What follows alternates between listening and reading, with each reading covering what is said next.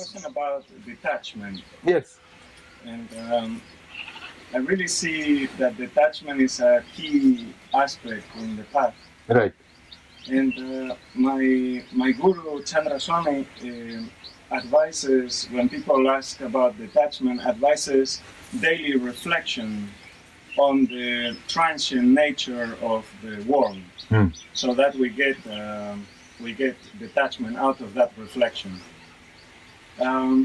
So I would like to ask you, because if I look at what I know of your life, I see quite a lot of degree of detachment. You came to India so early, you spent so long in the cave, as you just mentioned, 2 years, even after that romantic situation. And then you came 20 years ago here, and I remember I tried to seduce you to come to teach in Asia, and you say, no, I stay in Arunachala. So what helps your detachment? Is something that you've been carrying for lives, or has there been a key, or could you comment on how we can cultivate detachment in a natural, healthy way? In the beginning, it helps if you start to think a bit clearly. If you learn to have a good look at yourself and do what I have been talking about before, that you start to become aware that the things that you thought that make you happy, they are not making you so happy. That happiness comes from somewhere else. And then when you go deeper, it's getting easier, and then eventually there may come the point where detachment is simply natural. But what about the famous vasanas that keep cropping up? Yeah. And not so easy to detach from them always. Right. If they are strong, then it needs a bit more alertness to see through them. But it's basically those preferences. These vasanas are the preferences she has been talking about. And it's not that you somehow have to root out all the preferences you have. You become like a stone.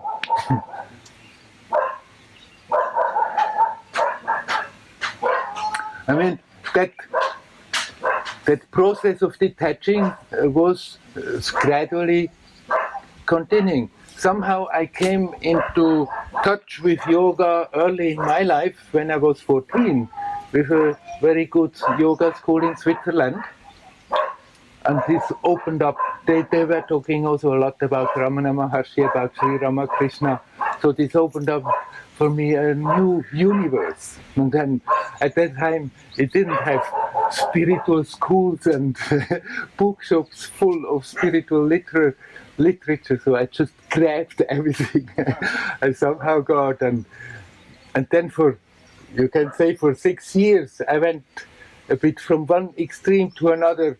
Sometimes I was thinking, no, I don't want to have anything to do with the world. I'm finished with all this. But then I was a young, healthy guy.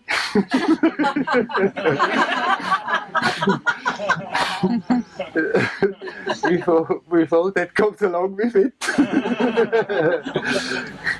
And so it was not really detachment. I simply would suppress everything, and it would build up until it would manifest again, and it would make up for all the things that I didn't do before. And then eventually I felt it's having a good look at it. It's stupid. I feel like I'm going a little bit in this direction, this direction, this direction. And then I started all by myself. I decided, okay, I'm just keeping every day some time where I'm stepping out of the activities and do some practice to, in one way or another, be here now as good as I can. And then I go and live my life and fulfill my desires, but learn to be more alert when doing it. And then somehow, even when I was 14, I thought I'm going to India. Thought I'm going to the Himalayas, find a yogi in a cave. But then it took another 11 years. until I finally left. My friends already were laughing about me, said, you always say to go to India, and you never go, you never go. But finally I left, and now 40 years later I'm still here.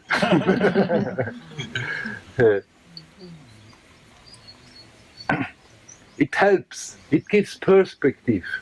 If you have that time, maybe shorter, maybe longer, according to your nature, where you are not busy, where you are not involved with things, where you can put your undivided attention simply in being consciously conscious, consciously alive now, and learn to relax in that. And then bring that attitude as good as you can in your daily life, in your activities. And if you do that, gradually your perspective will start to clear up. And things that you mindlessly just repeated over and over, you will start to see, after all, is it worth the trouble to go for that, trying to squeeze out a little happiness and most of the time get a lot of trouble for it. And then the more you see that, the more the detachment comes by itself. But detachment is not, the traditions have always the tendency to make all those directions into moral issues. And it's nothing moral. It's simply learning to be clear and use your vital force reasonably. Looking what is happening and seeing how much pain unnecessarily is being created, and then learn not to do that anymore. There's nothing moral about it. It simply makes sense.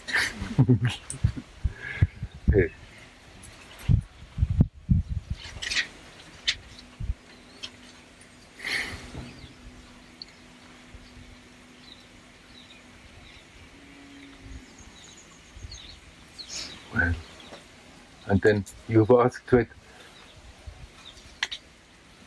Then that after that I was sitting for years in a little spot like that. Maybe it's true that some tendency like this has already a bit been developed before I came. Yeah. But that is my story. That doesn't mean it has to be like this. Don't worry, you don't have to get locked in the cave.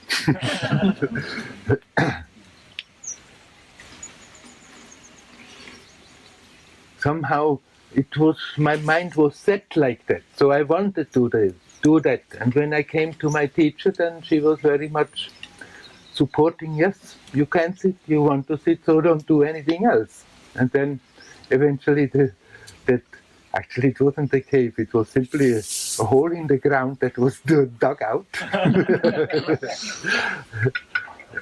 in the midst of her ashram.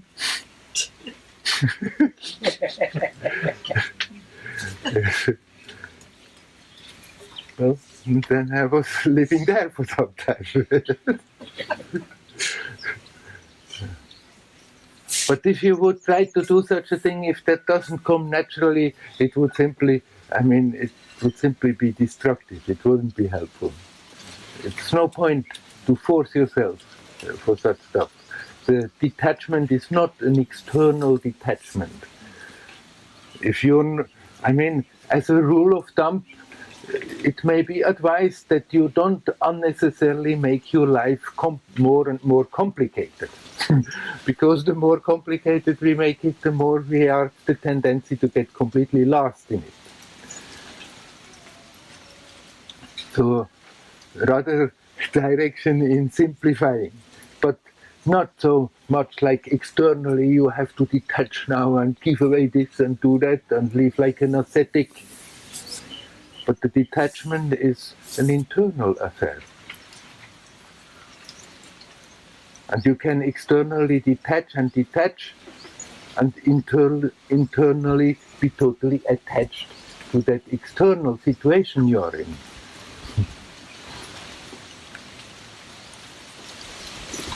Indians have stories for everything. And there in the Yoga Vasishta is a story like this, that they always have kings. There's a young king and his beautiful wife And they have all their power and their money, but then still they start to think there should be something more to life, and they start to get interested spiritually and let teachers come to their court. And somehow the wife has already such an innocent purity, it just clicks, it just opens up. And the king is full of his mind and stuff and thinks and philosophizes, and so it's going whoa, whoa, whoa. And she says, oh, it's so simple. And tries to start to talk to him, but he thinks, hey, how can you dare to talk like this, like Mahatma? You're my little lifestyle. And then first she thinks she will do some yogic practices and develop some siddhis, then he may be impressed by it and listen more to her. But then he gets more and more in his mind and unhappy in spite of being the king. And then at a certain time he said, okay, look, I know now I have to detach. I'm going in the jungle and I live like an ascetic. And now you have all the power, you can rule the kingdom. And so he went and was living as an ascetic for years and years, and getting all thin and sitting there in the forest. And she from far was watching what he's doing. And when she felt now slowly he may be ready to listen, then she thought she's going to do something about it. And then she started to appear in front of him, but not in her form that he didn't recognize her, but as a young Brahmin. And started to teach him and said, look, hey, he said, well, I have been living now that life of an ascetic for 17 years or something. And she asked, and now, have you found happiness? And he said, no, it's getting worse and worse, it's just hell, my life. And she said, you have to learn to detach. And she left him like this, and he was sitting there and brooding and thinking, what the fuck, I'm living here out. I'm living here out in the jungle and detaching. But he has built a little hut. Then he thought, oh, maybe I have to get rid of that. And he burned his hut down. Then after a few days, she came again in that form of a young Brahmin.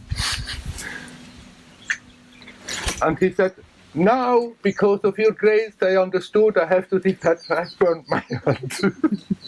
She said, you have detached absolutely from nothing. You have to really detach. And disappeared again. And he had just a few meager possessions, and then he thought, okay, let's throw away all this. Throw it in the river, it all swam away, and there he was naked sitting in the jungle. And she appeared again the next time. He said, oh, by your grace, I really understood that now I have detached. She said, you haven't detached from anything so far. And so it went, the story is quite long. It went on and on. At the end, he thought, okay, whenever that teacher comes and tells me detach, I try to detach even more. And all the time he comes back and says, I haven't detached at all. So at the end, he thought, now there's only one more thing to do. And he climbed up on a big rock and thought, now the final real detachment is that I'm jumping there. And then she came there and stopped him and said, hey, come on. It's your mind you have to detach from. What is going on in your head? And somehow she put him in a state where he started to see the whole story that has happened since he has left his kingdom, and who really was standing in front of him, and how she had that knowledge already when he left. And so for some time they stayed together there, and he relaxed. And he settled in that knowledge, and then they went back together and ruled the kingdom together.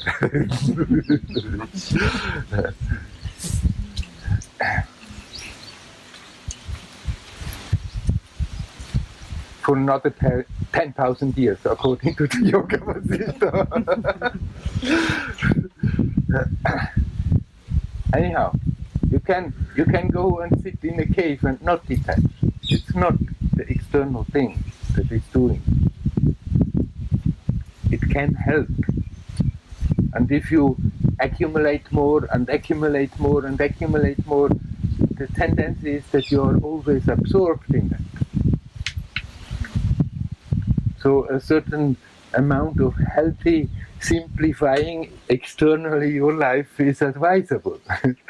But don't get fixed on external, getting rid of things and thinking that's detachment.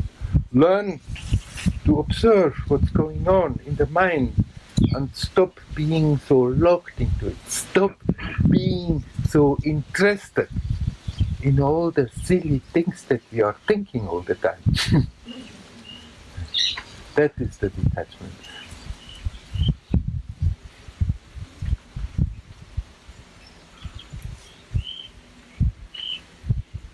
Yes?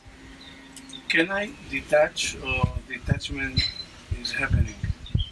You can help, you can consciously intend to detach, and then a little bit may happen, but if you keep on intending, then you're inviting that detachment starts to happen. You can't, your question is perfectly all right.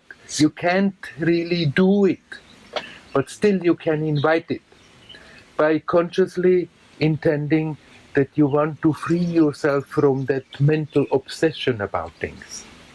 And by taking the trouble to have again and again and again a good look what's going on in the head.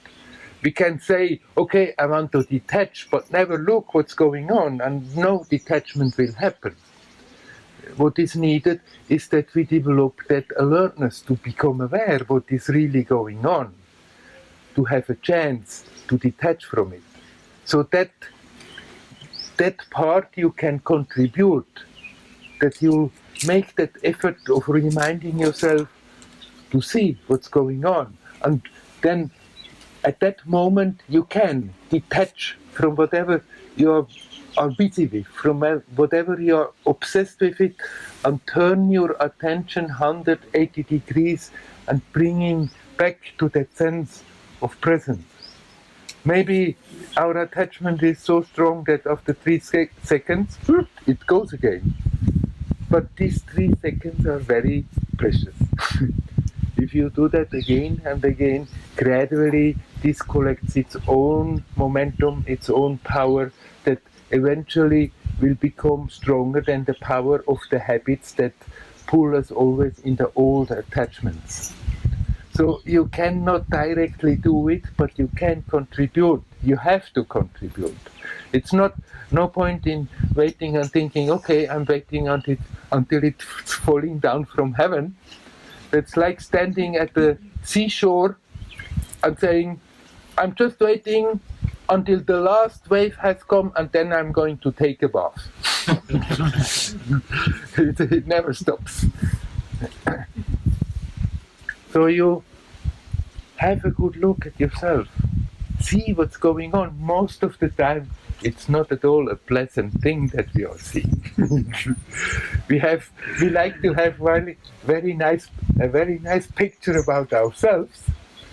Very good ideas. Me, I, person, and creating all these big stories. And when we start to honestly have a good, honest look, what's really going on, then most of the time it's oh.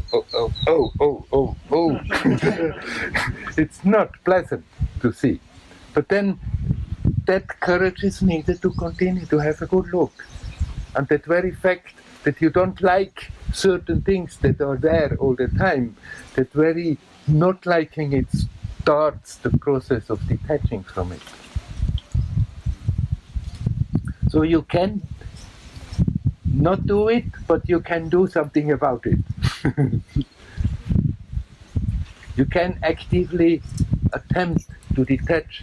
In this moment, when you become aware how the mind is again going, at that moment you can detach from that and bring the attention back to be here, now, and learn to relax in it.